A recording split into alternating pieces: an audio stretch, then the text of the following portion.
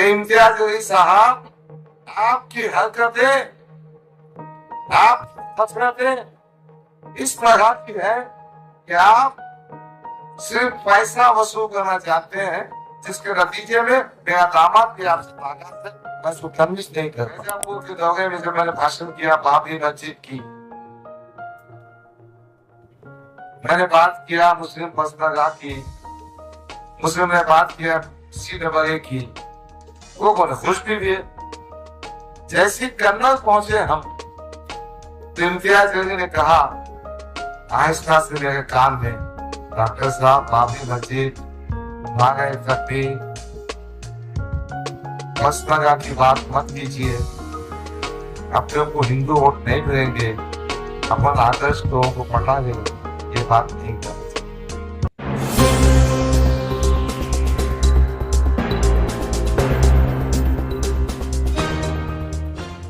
मालूम नहीं क्या बात है, जैसा हमारा मुखालिफिन थी ऐसे ही कुछ बातें कर। देखिए यहाँ पर स्टेज सजा था, सियासत में सियासी बातें होना चाहिए,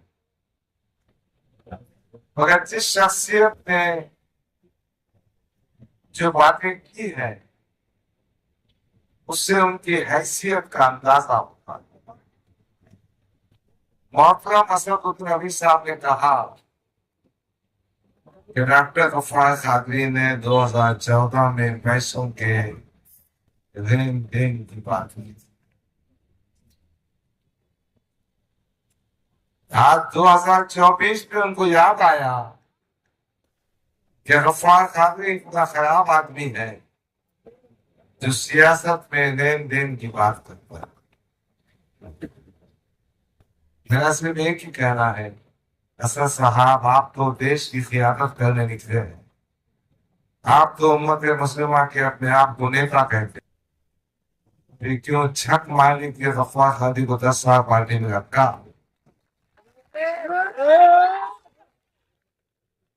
क्यों 2 वक्त मुझे टिकट दिया? क्यों मुझे महाराष्ट्र का कारगुजार सदर बनाया? दोस्तों सच्चाई तो ये है,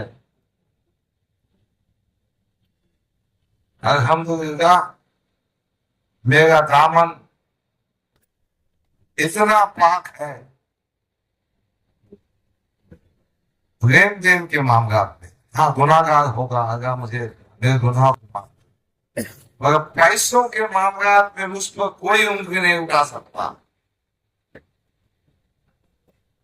पैसों के लेन देन में मुझ पर कोई उंगली नहीं उठा सकता। मेरा दुश्मन भी कहेगा कि गफ्फार कादरी हिसाब किताब में सीधा आदमी, मोहतरम ने कह दिया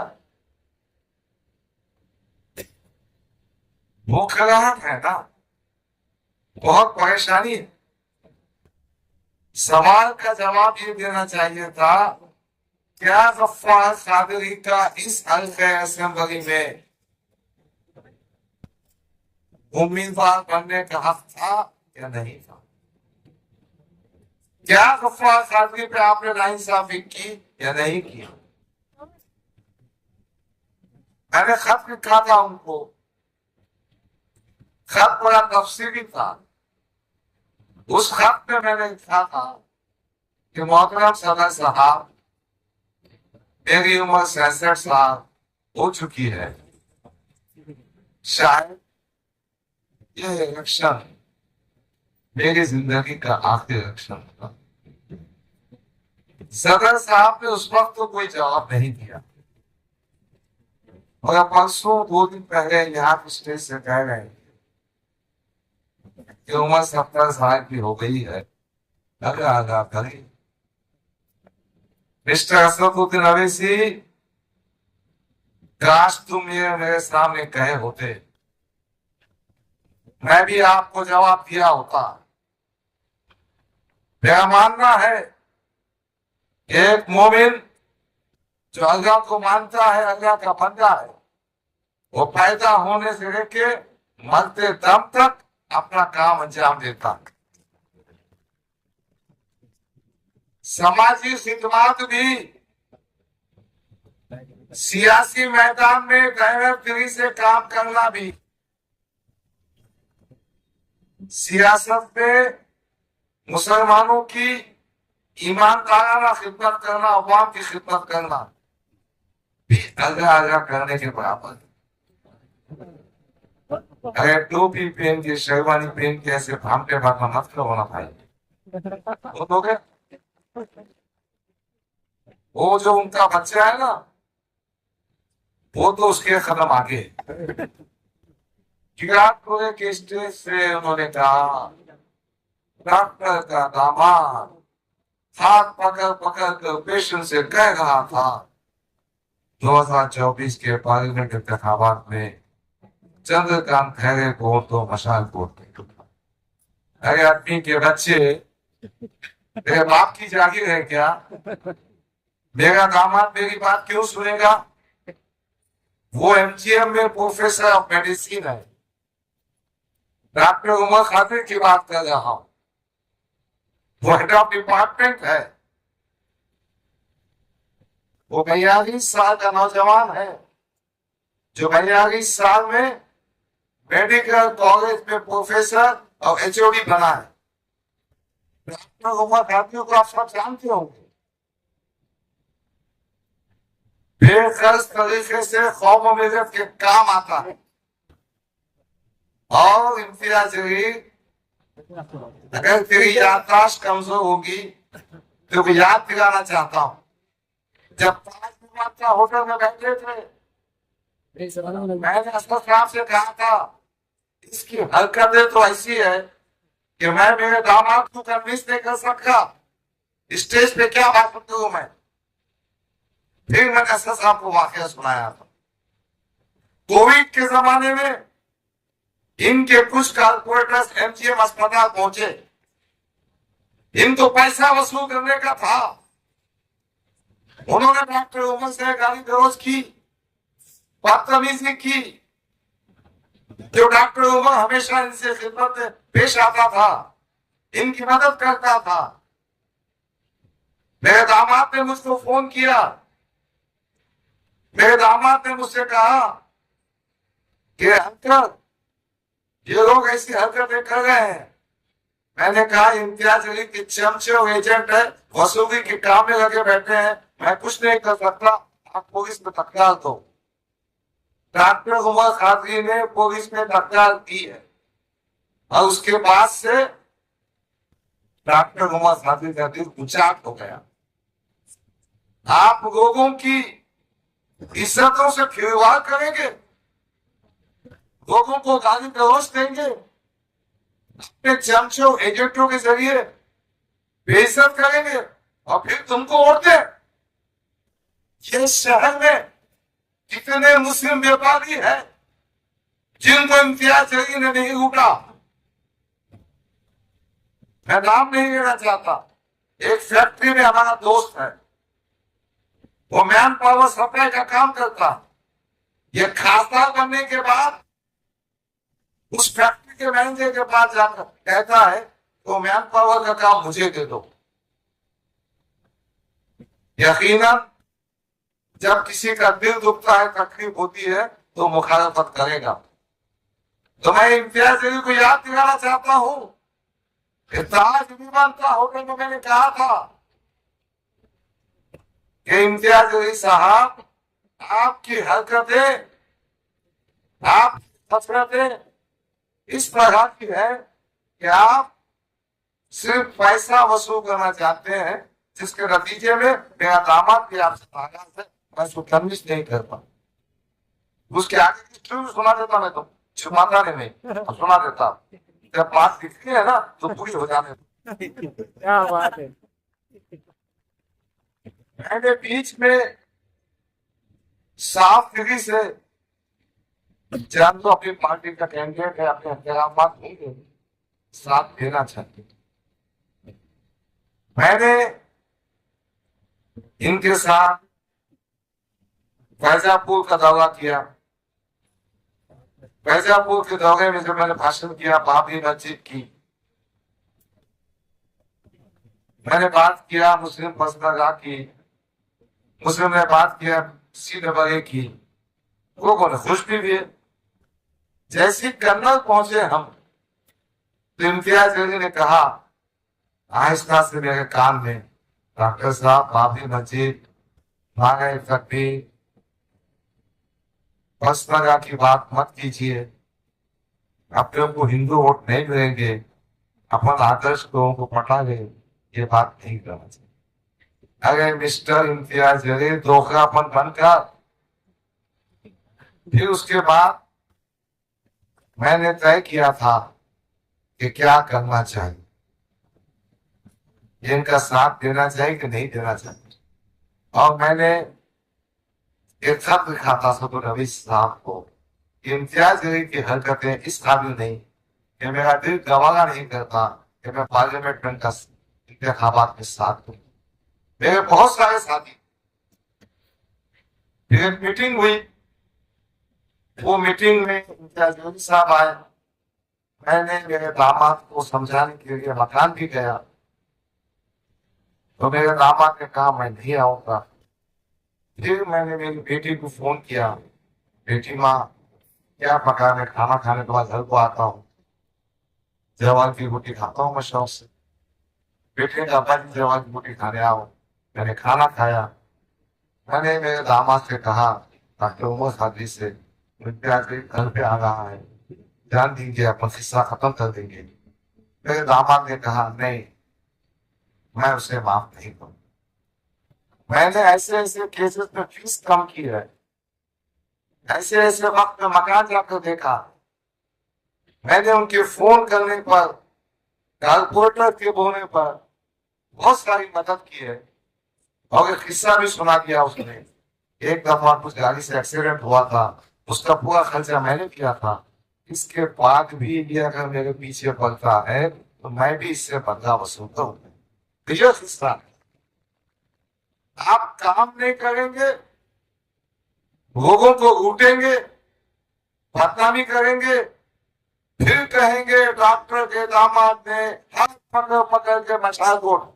अबे तेरे को तो जूते मारना चाहिए, तेरे को तो चौरास्ते पे खड़े जूते मारना चाहिए। कैसे कहा बताओ, मैं तुमको अख्तर हाजी कहा बताओ। अख्तर हाजी है क्या मीटिंग में? हमारे दोस्त कितने पैसे मंगाया सुनो भाई। इसका काम और धंधा सिर्फ पैसे खाना है और नाटक करना है, नाटक। पर हाँ, ये चंद बातें थी जो मैं कहना चाह रहा था, क्योंकि मुखालिफिन की तरफ से आई। अब मैं असल मौजू की तरफ आना चाहता हूँ। अजीजा इकरामी, किस्सा ये है कि मौलाना सज्जाद नोमानी की तारीखी बयान के बाद इनके जमीन के नीचे की जो है ना सड़क के जमीन, ये आपको आ गए। अब इस पोखराट में ऐसी वैसी बातें कर रहे मौलाना ये बखाश कर, तो तेरे को भी नहीं बख्शेंगे, देखो मकान वापिस जाने का है भाई, अब मुझे भी मकान वापिस जाने का, अब मुझे को भी जाने का। तो मौलाना सज्जाद नोमानी साहब ने जो तारीफ की है, हम उसके लिए शुक्रगुजार हैं। यही सज्जाद नोमानी साहब ने पार्लियामेंट के इंतखाबात में एक छोटा सा audio clip Kishan Patel advocate और सज्जाद नोमानी की बातचीत का था। वो ऑडियो क्लिप क्या था मालूम? उन्होंने कहा क्या ऐसी ऐसी हालात है, तो मौलाना ने सिर्फ एक सेंटेंस के हाथ कहा, अगर इम्तियाज अली चुनकर आते हैं तो यकीनन हमने उनकी मदद करना चाहिए। ऐसा कोई तारीखी लेटर नहीं था, ना तारीखी बयान था। क्या वायरल किया उसको? मौलाना सज्जाद नोमानी की ताई और बेटे, अब सज्जाद नोमानी ने तुम्हारी ताई नहीं किया तो तुम्हारे जो छोटे मोटे चर्चे हैं ना, तो मौलाना के खिलाफ वीडियो डाल रहे, हम नहीं मानते। मत मानना तो कौन मानोगा? क्योंकि तू उमा का इंतजाम नहीं करता ना। अबे तू नहीं माना तो छकमाया ना, तेरे को बेइज्जती करा तू। पर हाँ, मेरे भाई ने बहुत वजाहत से उस बात को कहा है। मैं एक ही बात कहना चाहता हूं, जब कोई फैसला उलमाए दीन का, बड़े आलिम दीन का इनके हक में आता है तो वो उम्मा का एहतराम करते हैं, और जब कोई फैसला इनके हक में नहीं आता है तो ये नाजेबा, ऊंची, घटिया, गंदी हरकतों में आते हैं। तो आपने इनको समझना चाहिए। जो वारिस अंबिया को ऊंची गंदी जबान में गालियां देती है, उनको सियासी तौर पर दफन करना चाहिए। मैं इस मंच में से कहना चाहता हूं, जो ठेस पहुंची है, ये ठेस, ये आपको जो तकलीफ पहुंची है, ये ठेस आप 20 तारीख को निकालें। कोई बहस करने की जरूरत नहीं, कोई आर्ग्यूमेंट करने की जरूरत नहीं। इनको समझ में आना चाहिए कि उलमाए दीन के खिलाफ गंदी, ऊंची, घटिया जबान इस्तेमाल करने से मिल्लत का हर नौजवान, हर बुजुर्ग, माँ बेटी, हर नौजवान इनको सियासी तौर पर बेवजन कर देंगे, इनकी जमानत जब्त कर देंगे। एक बात और कहना चाहता हूं, आज सूरत हाल यह है कि अपना मुकाबला इम्तियाज जरी से है। इस वक्त ये भुकिया की बात मत करके जाओ भाई, इसका जिक्र ही मत करो, दिमाग को तान है। बेटा, मेरी माँ का इंतकाल हो गया, मेरे हाथ पे लगा हुआ है, अपने खानदानी जिंदगी सामान से जैसा फिर छकवा रहा है तो और 10 साल में तुमने क्या किया है भाई? मैं जान दो इस वक्त में क्या बताता हूँ, भुकिया की बात ही भुकत साहब कोई मेहनत नहीं करने का, बेचारे जावेद खोश ने मजलिस को लाया, तो बंदे आमदान, उसके बाद सबका ढेर बजाते बैठे और पैसे कमाते बैठे। और हाँ, मैं ये कहना चाह रहा था, आज की तारीख में अपना मुकाबला अब तो साबित से है। इम्तियाज जरी 5वें, 4थे, 3रे, 4थे नंबर पे वो बातें देखी अपने को एक वोट कंसोलिडेट करना है, इकट्ठा करना है। जो रिश्तेदार बाहर गए हैं उनको बुलवा के दीजिए, जो अपने वोटर्स बाहर के मुकामात में गए उनके आने का इंतजाम हम करेंगे, हमको बताएंगे। हम कोशिश करेंगे कि हमारा एक एक वोट निशानी सेकंड मतलब नंबर 5 पे हम इस बार दुआएं करेंगे अगर अपने से दीवार का में अगर पहले मुझे देख तौफीक दे और के लिए आपका एक एक टीम की वोट दिया जा रहा है कामयाब। मकासद ये है कि ये बस्ती सबसे ज्यादा पसमानदा, ये बस्ती पिछली भी है, और अगर पूरी सब का एहसान है, ये दरगाहें, ये मसाजिद, इसके मीनार, यहाँ की दीनी दरगाहें, मैं तमाम दीनी शख्सियतों को सलाम करता हूँ। परेशानी की हालत में तौर पर थोड़ा पिछड़ा होने के बावजूद नारेगांव की बस्ती, गौसाबाद की बस्ती यकीनन काबिल एहतराम, काबिल सताइश है। मराकिश, अपनी इबादत गाहें, मसाजिद ये बहुत तेजी से तरक्की कर रहे हैं। मैं इस बस्ती के नक्शे को बदलना चाहता हूँ। पीने के पानी की सहूलत नहीं है, ड्रेनेज का माकूल इंतजाम नहीं है। हाँ, कब्रिस्तान का भी काम करने का है, और उसको ये कब्रिस्तान में नहीं, कब्रिस्तान की जगह का भी काम करने का है, वो सियासी कब्रिस्तान में नहीं। पर मैं ये कहना चाहता हूँ कि इस बस्ती में जो स्कूल बना ना, परसों भाषण में एक जिम्मेदार साहब बोल रहे थे, नागेगांव का जो स्कूल इतना अच्छा हुआ है, उसमें वो भुट्टे का कुछ काम है।